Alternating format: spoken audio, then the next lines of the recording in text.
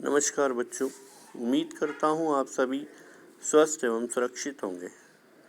मैं आज व्याकरण के महत्वपूर्ण प्रकरण रचना के आधार पर वाक्य विचार पर चर्चा करूँगा।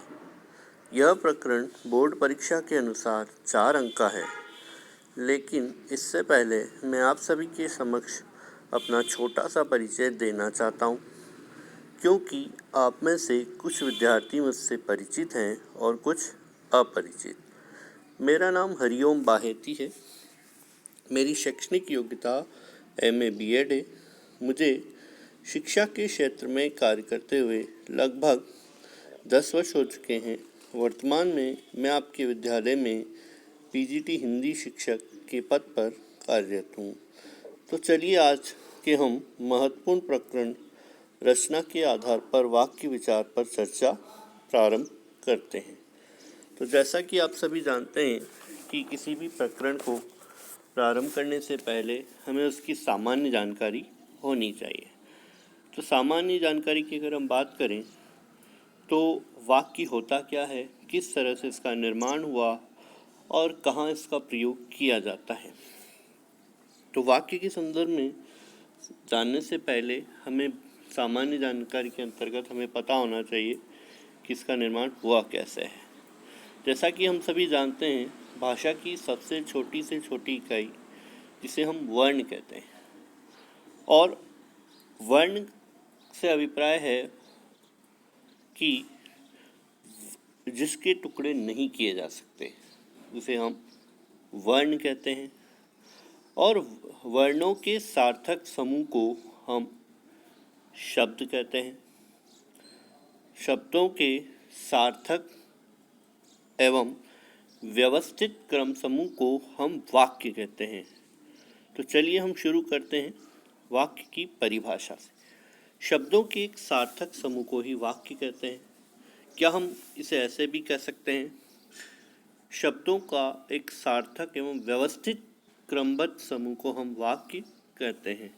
अब हमारे दिमाग में प्रश्न आ रहा है कि सार्थक होता क्या है।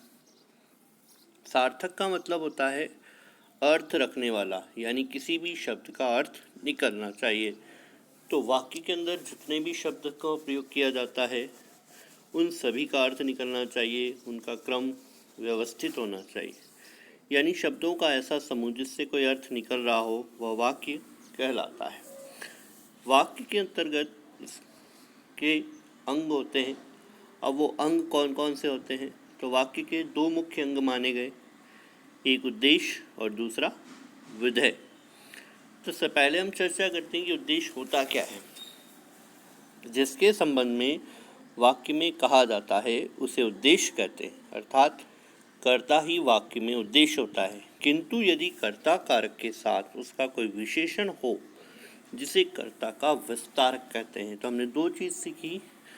वाक्य के अंतर्गत उद्देश्य कहा जाता है कर्ता को, और विशेषण के साथ अगर कर्ता का प्रयोग किया जाए तो उसे कर्ता का विस्तारक कहते हैं। उद्देश्य के अंतर्गत ही आता है मेरा भाई प्रशांत धार्मिक पुस्तकें अधिक पढ़ता है। अब हमने एक वाक्य लिया, मेरा भाई प्रशांत धार्मिक पुस्तकें पढ़ता है। अब यहाँ पे इस वाक्य में मेरा भाई प्रशांत क्या है, उद्देश्य। प्रशांत कर्ता है तो मेरा भाई प्रशांत का विशेषण, अर्थात इसे कर्ता का विस्तारक कहेंगे। तो पहले हमने पढ़ा कि वाक्य के अंदर 2 अंग उद्देश्य और विधेय। तो उद्देश्य के बारे में आप समझ पाए होंगे कि वाक्य के अंतर्गत जो कर्ता के रूप में प्रयोग किया जाता है और कर्ता के संबंध में जो उससे जुड़ा हुआ है विशेषण के रूप में जो प्रयोग किया गया है वह उसका कर्ता का विस्तारक होता है, और वही उद्देश्य कहलाता है। चलिए हम आगे बात करते हैं दूसरे अंग के बारे में, विधेय। उद्देश्य अर्थात कर्ता के संबंध में वाक्य में जो कुछ कहा जाता है उसे विधेय कहते हैं। यानी हमने जैसा पढ़ा कि प्रशांत वाक्य के अंतर्गत मेरा भाई प्रशांत जो दिया हुआ था वह कर्ता था, और कर्ता के विषय में जो हमने आगे की बात करी वो क्या कहलाएगा, विधेय। अतः विधेय के अंतर्गत वाक्य में प्रयुक्त क्रिया का विस्तारक, कर्म या कर्म का विस्तारक, पूरक तथा पूरक का विस्तारक आदि आते हैं।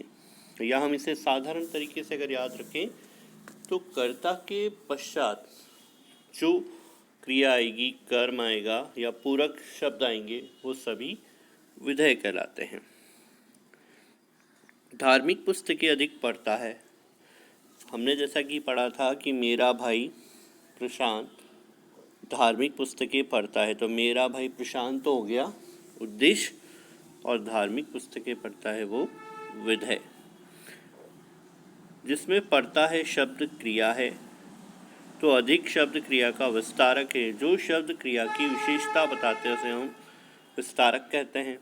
पुस्तकें शब्द कर्म है, तो धार्मिक शब्द पुस्तकों की विशेषता बनाने के कारण पुस्तकें कर्म का विस्तारक है। इनके अतिरिक्त यदि कोई शब्द प्रयुक्त होता है या जब वाक्य में क्रिया पूर्ण होती है तो उसे पूरक कहते हैं, तथा पूरक की विशेषता बताने वाले शब्दों को विस्तारक कहते हैं। जैसे वाक्यों के वर्गीकरण, यानी अगर हम बात करें तो वाक्य को दो आधार पर बांटा गया है। एक बांटा गया अर्थ के आधार पर और दूसरा बांटा गया रचना के आधार पर। तो आपने पिछली कक्षा में पढ़ा था, कक्षा 9वीं में, अर्थ के आधार पर वाक्य, और जिसके अंतर्गत वाक्य को 8 भागों में बांटा गया था। अब हम इस कक्षा में पढ़ेंगे रचना के आधार पर वाक्य भेद। तो रचना के आधार पर अगर हम बात करें तो वाक्य को 3 आधार पर बांटा गया है।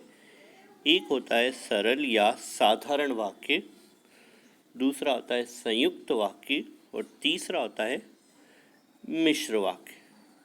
चलिए आगे की चर्चा हम अगली कक्षा में करेंगे। धन्यवाद। आपका दिन